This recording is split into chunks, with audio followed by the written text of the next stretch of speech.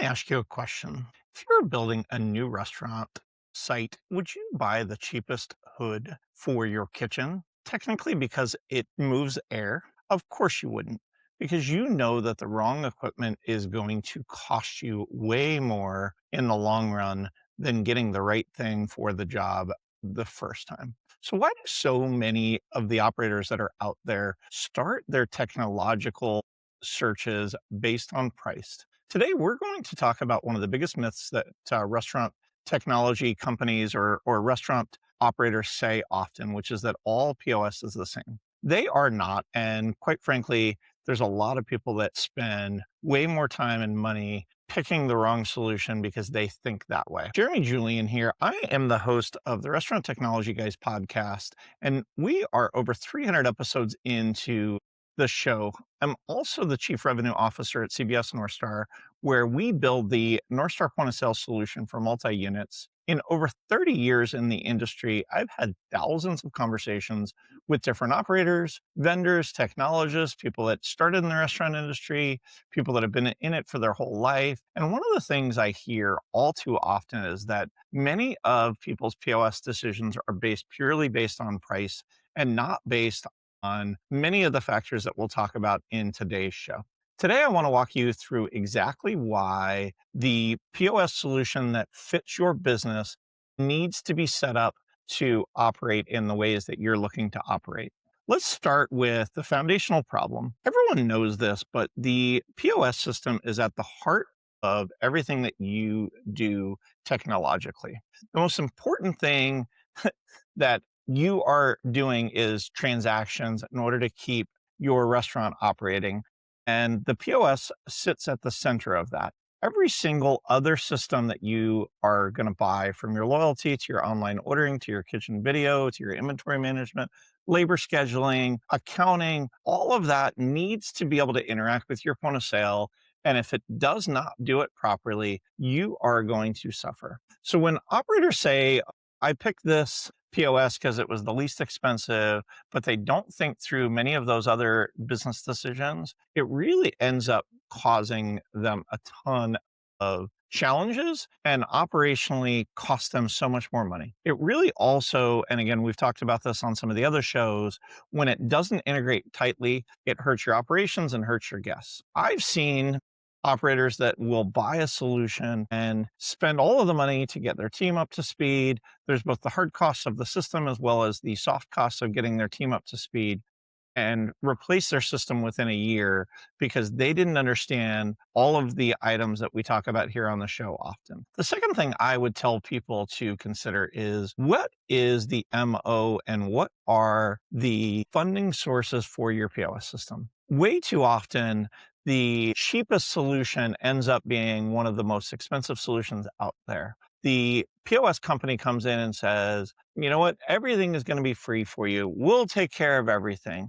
But they don't think about the hidden cost of what it is that they're making their business from. Where are they monetizing? Their revenue model at many of these POS companies nowadays is built on collecting a percentage of your credit card transactions. And unfortunately, they design the credit card statements and the way that they do the billing, so difficult that it is almost impossible for an untrained eye to see that they are continuing to increase your costs, sometimes 3%, 4%, 5%. And by the time you actually recognize it, they've got you locked in on the POS side that it is so hard to change, but you don't really understand, because it's kind of like that analogy that the frog doesn't get boiled right away. It gets boiled 1 degree at a time. And the many times, based on how your POS system is funded, you will continue to look at increased cost time over time. At CBS Northstar, we built our model to build point of sale based on software. Our incentive is to make you more successful as an operator, because when you grow, we grow. And that really is a big piece that I would encourage anybody that's looking at evaluating a point of sale. Ask them, what percentage of your revenue is coming from payments? How much of it is coming from licensing? And if you look at many of the public companies, they've got their 10K earnings statements out there that will talk about where they earn their money. I would encourage you to think about that because if really all they're after is the transaction fees, how much are they going to put into making sure that the operator is at the heart of the decisions they make?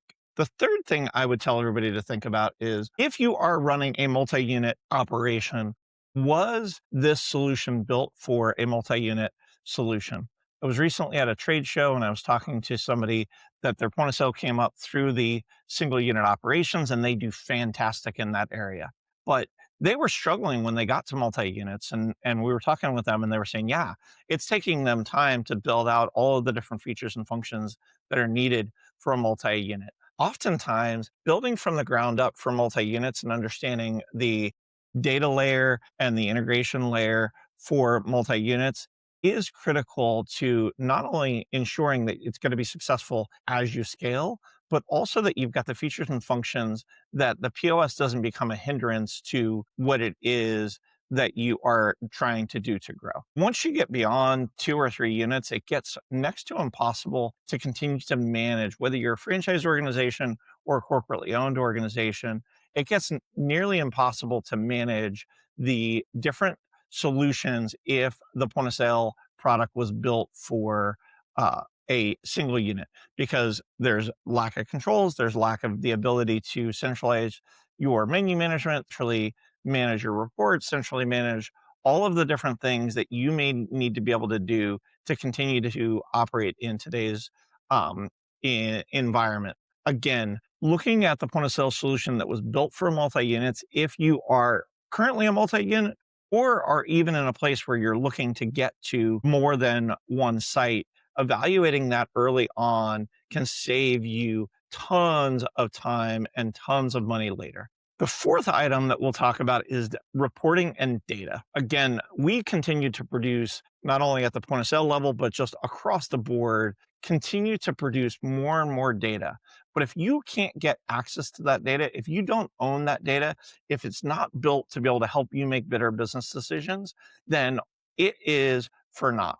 Every POS system at its core is a control mechanism and a data collection mechanism, but not every POS gives you the ability to query your data, to be able to understand your data, to be able to go get item level detail to the modifiers to understand what is going on, to understand how this store is doing in this day part versus that day part, to understand where is your labor leaking, where is your food cost leaking profitability, where are you struggling to get that data exported so that you can import it into your accounting package for your accountants and your taxes and all of those different things. When I continue to talk to operators, which is part of my day job on a daily basis, they can look at the data that they're evaluating and be able to make a decision on the fly as close to real time as possible. Understanding that data is the core of what you need a good POS system to do is critical. At CBS Northstar, we understand this so deeply. We have been in this world for over 30 years, understanding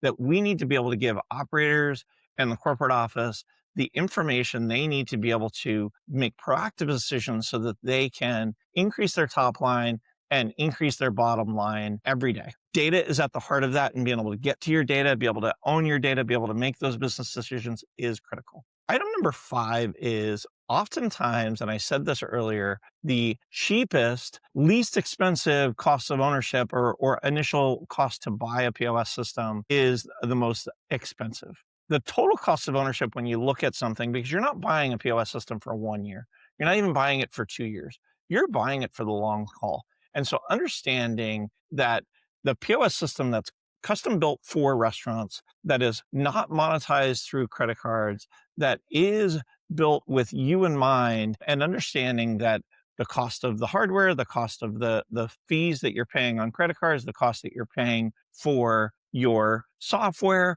the ability to get support on a Friday night, because nothing ever breaks on a Tuesday at 2 in the afternoon. It always breaks on a Friday or Saturday. Making sure that you understand all of those total costs to see that, you know what, when a system goes down, it could cost you $3, $4, $5,000 when the system goes down on a busy Friday night. So understanding that just because it's inexpensive if it doesn't operate the way you need it to, if it doesn't integrate with the pieces that you need it to, if it doesn't give you the data to be able to make the good business decisions, if the company is not funded well enough to be able to support you, those things are going to continue to eat away at the investment that you are making for the long haul to ensure that your staff, your guests, and the people that you are trying to serve are supported. Again, I would encourage you, and this comes up often in conversations that I have, ensuring that the POS company that you're selecting is not only in the hospitality business and hospitality first, but that they can also support you. Huge, huge, huge red flag. If you call into their support department and you've got to be on hold for 20 or 25 minutes, that is an eternity on a Friday night when your place is packed. Ensuring that you can get the support you need and that your team can continue to uh, operate is critical. At CBS Northstar, we've built support around our 24/7, 365, understanding that, you know what, our average answer time is less than a minute. It's actually in the 40-ish seconds, 35 to 40 seconds on a average. So ensuring that you can pick up the phone and talk to somebody real time. Nobody wants to sit and talk with a chat bot. Nobody wants to sit and talk with an email. You want your team out on the floor dealing with guests. And you know what? All technology is going to break at some point, but ensuring that you've got a company behind you that can understand what you're looking for, understanding what's critical to be able to get you back up on the floor. And when it's not, how to take the data that they need to be able to go support you and go support you back behind the scenes. Using that data, even for us as a point of sale company, we use that data to uh, also go into what are the pieces that you need to be able to solve the problems going forward. How do we teach you? How do we train the product so that it continues to get better? How do we even, again, for us as an organization, we are also really big on ensuring that we continue to support you going forward so that you're not having to be the technical experts, but that we get to be a part of the solution. So I would encourage all of our listeners out there to think about that and how is the support going to be not just today, but 6 months from now, a year from now, 2 years from now. So let's wrap this up. First thing I would ask you to look at is, does your POS integrate with the tech stack that you're looking for? Number two, I would ask everybody to evaluate, because not all POS is created equal. How is the POS company making money?